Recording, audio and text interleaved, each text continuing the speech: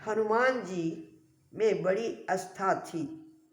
अपने उद्घाटन भाषण में उन्होंने हनुमान जी की बड़ी महिमा गाई और कहा कि हम नित्य प्रति हनुमान चालीसा पढ़ते हैं। आप लोग भी जो पढ़ना चाहें तो हाथ उठाइए। मैं हनुमान चालीसा को एक एक प्रति दूंगा। कुछ प्रतियां वे अपने साथ वहां ले गए थे। कुछ लोगों ने हाथ उठाया और उन्होंने उन लोगों को एक एक प्रति हनुमान चालीसा दी। उनका प्रवचन समाप्त हुआ। फिर हमारे साथी लोगों का प्रवचन हुआ। अंत में मेरी बारी आई तो मैंने कहा, लोग इस बात को अच्छी तरह जानते हैं कि गोस्वामी तुलसीदास जी भगवान राम के अनन्य भक्त थे। उन्होंने हनुमान जी के अतिरिक्त अन्य देवों की भी स्तुतियाँ की हैं। जिस तरह कोई एक साध्वी महिला जिस परिवार में रहती है उसके सभी सदस्यों का यथोचित आदर सत्कार, सेवा सम्मान आदि वह करती है, किंतु उसका एक निष्ठ सूत्र अपने पति से लगा रहता है। उसी तरह गोस्वामी जी मर्यादा सबको देते हैं, लेकिन अपना एक इष्ट बनाए रहते हैं। चूँकि वे पढ़े लिखे विद्वान थे, इसलिए उनके कहने की जो कला है वह अद्भुत है। वे हनुमान चालीसा का आरंभ कहाँ से करते हैं? श्री गुरु चरण सरोज रजा, निज मन मुकुर सुधार, बरनौ रघुवर विमल जस, जो दायक फल चार। सर्वोपरि स्थान किनको देते हैं? गुरुदेव को। दूसरी पंक्ति में वे लिखते हैं, बरनौ रघुवर विमल जस, जो दायक फल चार। और तीसरी पंक्ति में लिखते हैं, बुद्धिहीन तनु जानिके, सुमिरौ पवन कुमार। अब समझिए, प्रथम स्थान किनका है, दूसरे में कौन है और तीसरे में कौन है? गोस्वामी तुलसीदास जी महाराज के लिए कहा जाता है कि वे राम के भक्त थे, लेकिन वैचारिक दृष्टि से एक निष्ठ भक्त वे गुरु के थे। इसमें संदेह नहीं कि उन्होंने मर्यादा दी है सबको। रामचरितमानस के आरंभ में है, बंदो गुरुपद कंद, कृपा सिंधु नर रूप हरि, महामोहतम पुंज, जासु वचन रवि कर निकर। हनुमान चालीसा में ही देखिए, जय जय जय हनुमान गुसाई, कृपा करो गुरुदेव की नाई। अगर उनके इष्ट राम होते तो वे कहे होते, जय जय जय हनुमान गुसाई, कृपा करो रघुवर की नाई।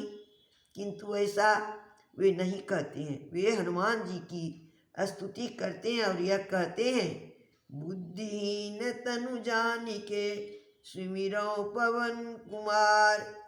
मैं बुद्धिहीन हूँ, आपका स्मरण करता हूँ। बल दीजिए, बुद्धि दीजिए, विवेक दीजिए।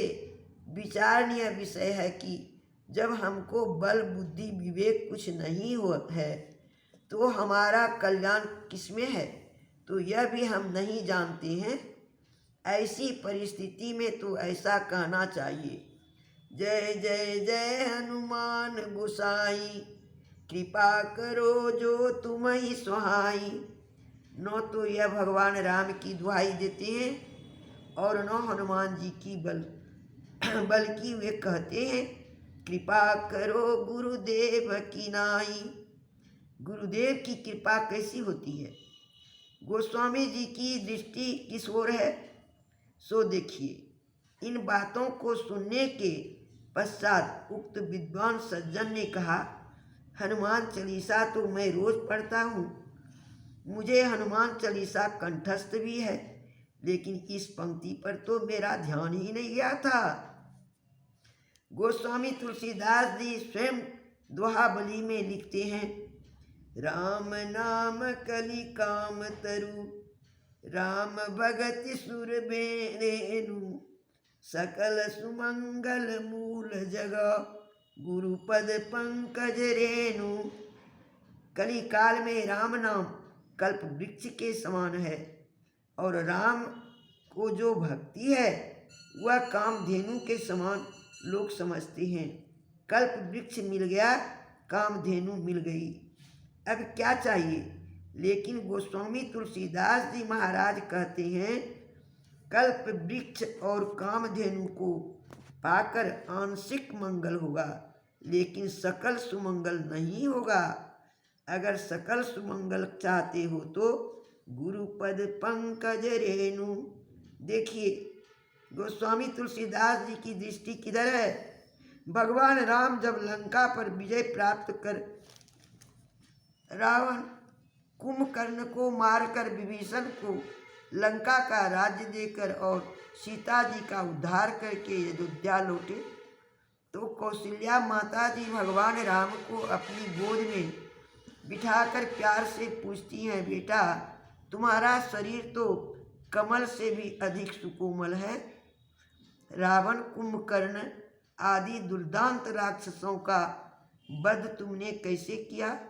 इसके उत्तर में भगवान श्री राम कहते हैं, गुरु वशिष्ठ कुल पूज्य हमारे, इनकी कृपा दनुजरन हमारे।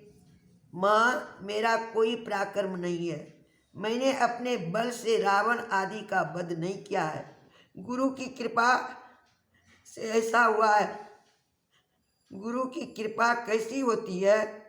संत कबीर साहब कहते हैं, गुरुदेव के भेद को जीव जाने नहीं, जीव तो अपनी बुद्धि ठाने, गुरुदेव तो जीव को काढ़ी भव सिंधु ते, फेरी ले सुख के सिंधुआने, बंद कर दृष्टि को फेरी अंदर करे, घट का पाट गुरुदेव खोले, कहे कबीर तू देख संसार में, गुरुदेव समान कोई नाही तोले।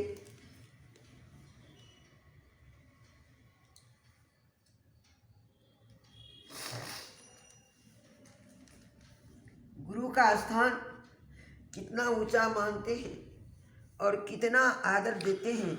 गुरु नानक देव जी महाराज कहते हैं, गुरु की मूर्ति मन मई जानु, गुरु के सबदि मंत्र मनु मानु, गुरु के चरण हृदय लय धारू, गुरु पार ब्रह्म सदा नमस्कारु। अज्ञ जीव जानता नहीं है कि गुरुदेव की कृपा कब और कैसे किस प्रकार होती है। एक कामिल फकीर, उनका एक शिष्य नवाब थे जो दूर शहर में रहते थे। फकीर ने अपने निकटवर्ती शिष्य को एक अनार देकर कहा कि जाकर यह अनार नवाब को देना और कहना कि इस अनार को वह खाएगा। शिष्य अनार लेकर पहुंचता है उस नवाब के पास।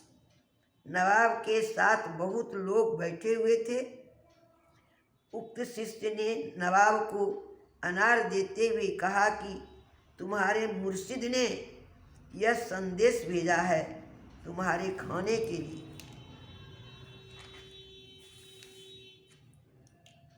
लो खाओ। नवाब सोचते हैं गुरु महाराज का भेजा हुआ प्रसाद अनार है, उसको तुरंत तोड़कर उसके 5 दाने उन्होंने अपने मुंह में डाले तो अनार इतना खट्टा था कि नवाब साहब को न तो थूकते बनता था और न निगलते बनता है। अगर थूकते हैं तो गुरु की प्रतिष्ठा में हीनता होती है। गुरु प्रसाद की मर्यादा रखने के लिए किसी तरह निगल गए। जो शिष्य अनार लेकर गया था उन्होंने कहा और खाओ, 5 दाने खाने में ही तो बेचारे का दम घुटने लगा था। यह कहता है और खाओ। नवाब सोचते हैं ये गुरु महाराज के प्रधान शिष्य हैं, इनकी बात कैसे नहीं मानी जाए। तो 5 दाने और मुंह में डालकर निगल गए और कहा अच्छा पीछे खा लूँगा। इस पर उसने कहा बस, अरे और खाओ। उतने लोग बैठे थे, अब कैसे कहे कि नहीं खाऊंगा। उनकी प्रतिष्ठा की हीनता होती तो जबरदस्ती 4 दाने और निगल गए और कहा अच्छा पीछे खा लूँगा। वह शिष्य लौटकर चला आया गुरु महाराज के पास। गुरु महाराज ने पूछा अनार नवाब को दिया? शिष्य ने उत्तर दिया जी हाँ। मुर्शिद ने पूछा समूचा अनार खाया? शिष्य ने उत्तर दिया समूचा तो नहीं, किंतु 5-5 और 4 कुल 14 दाने खाए। फकीर ने कहा मैं क्या करूं, मैंने तो समूचा अनार भेजा था। अगर उसने समूचा अनार खाता होता तो जिंदगी भर उसकी नवाबी रहती, अब मात्र 14 वर्ष उसकी नवाबी रहेगी। संत सदगुरु तो चाहते हैं कि जीव को सुख सिंधु में ले जाने के लिए, लेकिन शिष्य ही अपनी अल्प बुद्धि को विशेष मानकर चूक कर बैठता है।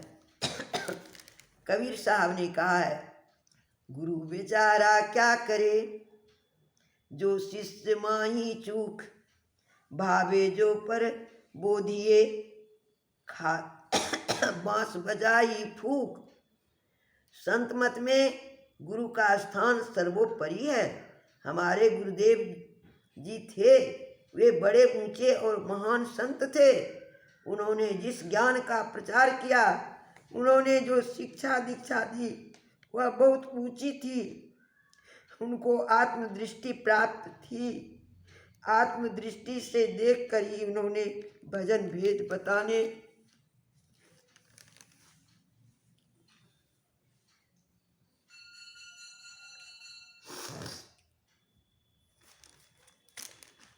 की आज्ञा कुछ सज्जनों को दी।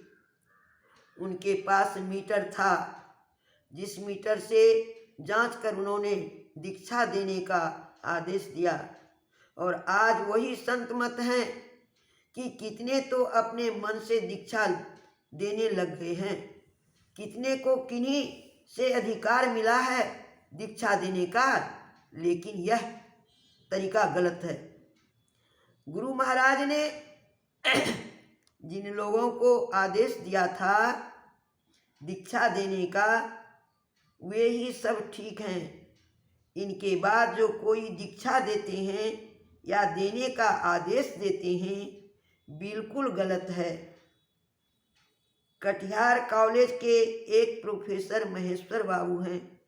उन्होंने जिज्ञासा की गुरु महाराज से कि हुजूर, जितने व्यक्तियों को आपने भजन भेद देने का आदेश दिया है, क्या वे सभी भजन भेद देने के योग्य है? गुरु महाराज बोले मैंने जिन लोगों को भजन भेद देने का आदेश दिया है, लोग उनसे भजन भेद लेंगे। देखिए जैसे पढ़ाई शुरू होती है, लोअर प्राइमरी से लेकर मैट्रिक, IA, BA, MA तक की पढ़ाई होती है। प्राइमरी से लेकर MA तक जितने शिक्षक होते हैं, सब के सब शिक्षक ही होते हैं, लेकिन क्या सबकी योग्यता एक ही होती है? जिस योग्यता के जो होंगे वे उस गुरु के पास जाएंगे। जो कोई सज्जन अन्य दूसरे सत्संगी को भजन देने का मौखिक या लिखित आदेश देते हैं, वे अनुचित करते हैं। और इस आधार पर जो दूसरे को भजन भेद देते हैं, वे भी अनुचित करते हैं, क्योंकि यह अधिकार सिर्फ उन्हीं को होगा जो परम पूज्य गुरुदेव के उत्तराधिकारी होंगे। परम पूज्य गुरु महाराज का आदेश जिनको है, केवल वे भजन भेद दें। अगर गुरु महाराज का आदेश नहीं है तब यदि वे भजन भेज देते हैं तो गलती करते हैं। जिन सज्जनों को गुरु महाराज ने अन्यों को भजन भेद देने की आज्ञा दी थी तो भजन भेद बताने का आदेश देने के साथ ही गुरु महाराज जी ने यह कहने की कृपा की थी, मैं सभी जगह नहीं जा सकता हूँ, मेरा शरीर कमज़ोर हो गया है, इसलिए मैं भजन भेद देने का आदेश देता हूँ कि ये लोग भजन भेद देंगे। भजन भेद देने का आदेश है। अगर भजन भेद देने को कोई व्यापार या रोजगार बना लेंगे तो सीधे नरक में जाएंगे। जिनको गुरु महाराज ने आदेश दिया है उनके लिए तो यह बात है, और जिन्होंने अपने मन से व्यापार करना प्रारंभ कर दिया है उनकी क्या हालत होगी। उनको तो खुद समझना चाहिए कि यदि हम गुरु महाराज के आदेश का पालन करते हैं तो हम गुरुमुख हैं। अगर गुरु महाराज की अवहेलना करते हैं तो गुरुमुख नहीं, मनमुख हैं। संत मत पवित्र मत है, शुद्ध मत है। अगर हम शुद्ध आचरण से रहेंगे, सदाचार का हम पालन करते रहेंगे तो हमारा कल्याण होगा। अगर हम गुरु के आदेश का पालन नहीं करते हैं, मनमाना करते हैं तो हमारा अकल्याण होगा। अवश्य ही संसार में हम कुछ पैसे कमा लेंगे, हमारी कुछ प्रतिष्ठा हो जाएगी, यह बात दूसरी है, लेकिन परलोक में उनके लिए कोई स्थान नहीं है। हम सभी सत्संगियों को समझ बूझकर इस पर चलना चाहिए। समय अधिक हो गया है। स्वामी श्री रामानंद जी ने यह सत्संग मंदिर बनवाया है, बहुत अच्छा काम किया है।